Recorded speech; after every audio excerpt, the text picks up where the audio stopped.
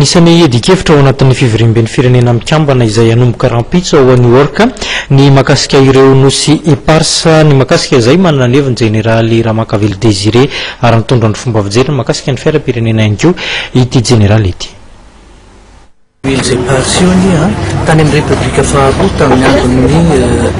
président Ratsiraka ny zavatra efa nazava mitany mikasika an'io tafiditra anatin'ny hoe zone économique ino moa filazana azy les ZEE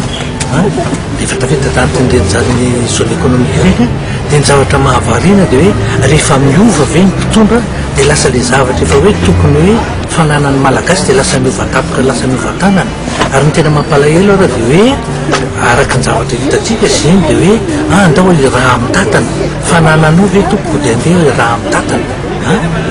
io ny mahavoatsika hoe isaky ny misy zavatra ohatry ny ambakany olona tsika ny tokony arena raha isan-dato ny vokatra aveo fotsiny mbo azo tsika ary zavatra ohatrany rehefa misika ny fivirimbe io dia everika tokony hieritreritra mihitsy ny fitondrana malagasy ny mpitondra malagasy hiadiny ilaza hoe any Madagasikara io efa tafiditra anatin'le zone économique exclusive dia tokony mihitsy ary rehefa misy olana ohatran'ireny hoe mandeha makany amin'ny firenena mikambany metraka ny firenena mikambana ny manakiny io hoe fa manino tsika tompony reny lasa hoe tompony mangatakatiny eo anatrehany zavatra ohatran'izao zay ny ataoko ohatra mba mampalahelo ihany ny fanambakana ataon'ny firenena matanjaka rehefa tsy laitra dia tsika ndray ve dia manakilembenany hoe ndao hiara hitatana fotsiny marina fa mety tsy manamboly tsika fa tsy maintsy atao kosa ny fifampirarahany amin'izay lelafin'izay. Avy ahoana kosa ny fijerinao ilay zokiny raharam-pirenena amin'ny ankapobeny amin'izao hoe vanim-potoana manakaiky ny fidiran'ny mpianatra? Ny fahitako an'ilay izy ny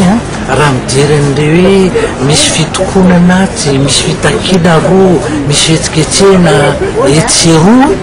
dia midikan'ireny eny na tetika na tsy tetika misy zavatra tsy mombanao misy zavatra tsy mety ao misy zavatra tokony atao mahatony olona manao an'ireny tokony ohatrehitra mihitsy ny fitondram-panjakana eo anatrehindreny fihetsiketsehana sy fangatahana isan-karazany reny fa tsy hipetraka fotsiny amin'izao hoe tsy anatrehny vava lahateny lena ve dia ohatry manampitsofina fotsiny ary aveko fa ny vahola ange tsy vitany fotsiny hoe mingavy anareo mba hifanaraka mba hilana mba izao ny fiainan'ny olona nge tsy vitan'izay fotsiny tsy maintsy misy fanapahan-kevitra misy fandraisana andraikitra ary rehefa hita va ohatra hoe ny ao anatin'ny fitondrana misy olona tompona andraikitra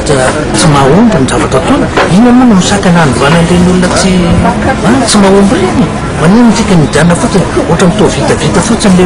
hoe mbola sarotra be ny manova ny mpikambana amin'ny gouvernement tamin'izao toa tadidio fa reny zavatra reny anisan'ny teraka fahasarana lehibe mihitsy amin'ny firenena satria lasa le fitondrana ray manontolo mihitsy no lasa halan'ny vahoaka na mahatezitra ny vahoaka nefa olona roa na telo anatin'le fitondrana mety hoe tsy tian'ny olona ny antony tsy diavany azy hoe alako bika tsy tiako tareo fa tena hoe hita mihitsy fa misy fahombiazany eo amin'ny zavatra ataona ohatra ny maronao fampanantenana pokaty fotsiny dia any le olona lasa mety.